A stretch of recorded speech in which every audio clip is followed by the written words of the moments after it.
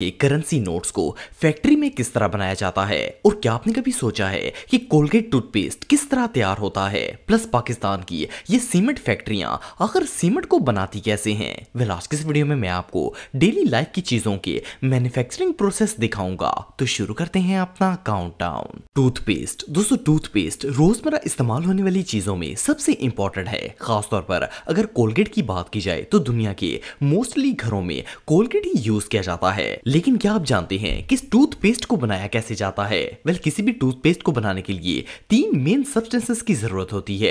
इनमें xanthan gum, calcium carbonate और aluminium hydroxide शामिल हैं। इनका काम हमारे दांतों को मजबूत बनाना, कीड़ा लगने से बचाना और पॉलिश करना होता है। सबसे पहले इन तीनों चीजों को एक लोहे के मिक्सचर में डालकर मिक्स किया जाता है। जब ये अच्छी तरह यकजान हो जाते हैं तो फिर इनमें सोडियम लॉरेल सल्फाइड नाम के एक केमिकल का लिक्विड ऐड किया जाता है। इसे SLS भी कहा जाता है। इसका काम टूथपेस्ट के अंदर झाग बनाना है। इसके साथ साथ इस केमिकल के कंपाउंड मुंह की गंदगी को भी बाहर निकालने में मदद देते हैं। वेल, इस प्रोसेस के बाद ये मटेरियल एक थिक पेस्ट की शक्ल में आ जाता है। लेकिन इस पेस्ट का मसला ये होता है कि ये बहुत जल्दी ड्राई हो जाता है। इसलिए इस पेस्ट के अंदर सॉर्बिटॉल लिक्विड ऐड किया जाता है। इस लिक्विड का काम पेस्ट को ड्राई होने से बचाना है। और इसकी एक खास बात ये भी है कि इस सब्सटेंस का टेस्ट भी काफी मीठा होता है। इससे टूथपेस्ट की कड़वाहट कम हो जाती है और इसमें मिठास आ जाती है। इसके बाद इस सारे मटेरियल को फिर से मिक्सचर में डालकर मिक्स किया जाता है ताकि एक स्मूथ पेस्ट बन सके। इसके साथ ही इस पेस्ट में कलर और फ्लेवर भी ऐड कर दिए जाते हैं और इस तरह ये टूथपेस्ट तैयार हो जाता है। इसके बाद इसे बड़े बड़े कंटेनर्स में स्टोर करते हैं और वहां से ये पैक होकर हमारे घरों में आने के लिए तैयार हो जाता है। पाकिस्तानी करेंसी दोस्तों, करेंसी एक ऐसी चीज है जिसे दुनिया के हर कोने में ही इस्तेमाल किया जाता है। लेकिन क्या आपको पता है कि पाकिस्तान में करेंसी के जो नोट्स हम इस्तेमाल करते हैं इन्हें कहां और किस तरह तैयार किया जाता है? वेल, सबसे पहले तो मैं आपको बताता चलूं कि इन नोट्स को एक बहुत ही खुफिया जगह पर तैयार करके बैंक्स में भेजा जाता है। बहुत से लोगों को लगता है कि ये नोट्स नॉर्मल कागज से ही बनाए जाते हैं, लेकिन ऐसा नहीं है। वेल, नोट्स बनाने के प्रोसेस में सबसे पहले कॉटन के अंदर हाई क्वालिटी का लेनिन फैब्रिक मिक्स किया जाता है। 75% कॉटन के अंदर 25% लेनिन मिक्स करते हैं ताकि नोट को मजबूत बनाया जा सके। इसके बाद इन दोनों चीजों को एक बड़ी मिक्सिंग मशीन में डालकर इसके अंदर पानी ऐड करते हैं। ये मशीन कॉटन और लेनिन को अच्छी तरह मिक्स कर देती है और एक फाइन पेपर की सूरत में बाहर निकालती जाती है। इसके बाद इस पेपर के ऊपर पाकिस्तानी करेंसी का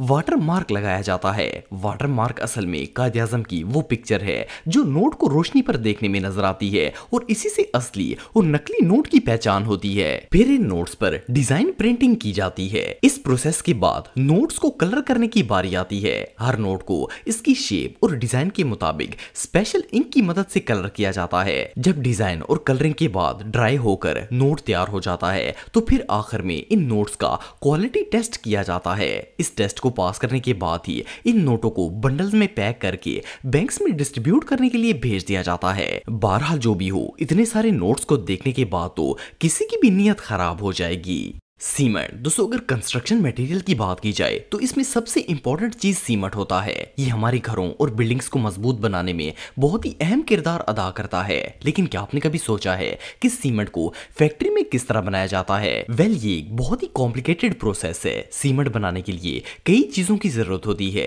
जिनमें limestone, laterite clay, shale stone और रेड मड शामिल हैं। सबसे पहले बात करते हैं लाइमस्टोन की। चूने का पत्थर पहाड़ों से हासिल किया जाता है। इसके लिए पहाड़ के अंदर बम ब्लास्ट करके इसे तोड़ते हैं जिससे वो रेजा रेजा होकर बाहर आ जाता है। फिर वहां से लाइमस्टोन को ट्रक्स में लोड करके फैक्ट्री में लाया जाता है। लिटरेट क्ले और रेड मड जमीन के अंदर से ही हासिल की जाती है। और जहां तक शेल स्टोन की बात आती है तो ये एक बहुत ही कॉमन पत्थर है जो इजीली हर जगह मिल जाता है। इन चारों चीजों को फैक्ट्री में लाने के बाद एक बहुत बड़ी ग्राइंडिंग मशीन में डाल दिया जाता है। ये मशीन इतनी हैवी होती है कि इन मटेरियल्स को पूरी तरह क्रश कर देती है। इसके बाद इस क्रश्ड मटेरियल को एक भट्टी में 1450 सेल्सियस पर पकाया जाता है जिससे इन चारों मटेरियल्स की बॉन्ड्स टूट जाती हैं और एक नया कंपाउंड तैयार हो जाता है।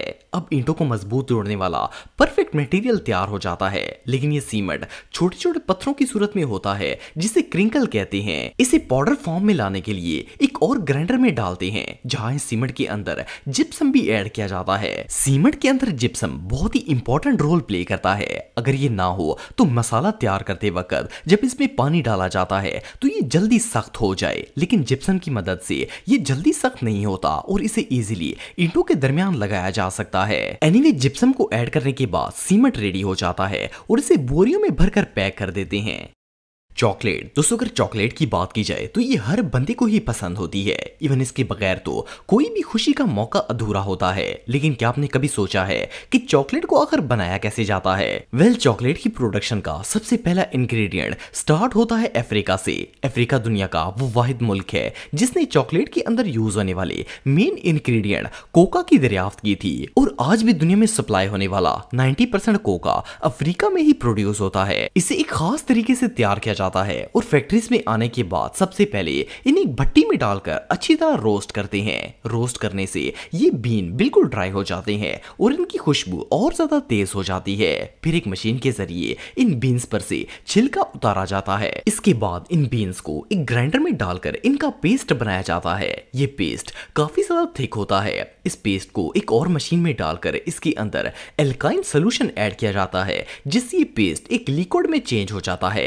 इसी प्रोसेस के दौरान कोका के अंदर मौजूद नेचुरल बटर को इससे अलग करके सेव कर लेते हैं ताकि इस बटर में शुगर को मिलाकर इससे एक सिरप बनाया जा सके, जो बाद में इसी चॉकलेट के अंदर वापस डाल दिया जाता है। वेल, बटर निकालने के बाद ये कोका एक पाउडर की शक्ल इख्तियार कर जाता है। फिर इस पाउडर में वही शुगर मिला हुआ बटर ऐड कर दिया जाता है। इसके बाद इसी लिक्विड के अंदर मिल्क पाउडर भी शामिल किया जाता है। मिल्क पाउडर डालने के बाद ये पेस्ट की शक्ल में आ जाता है। इसके बाद इन्हें मोल्ड्स में डालकर चॉकलेट बार की शक्ल दे दी जाती है। फिर इन्हें मखसूस साइजेस में काट कर इन्हें रैप किया जाता है।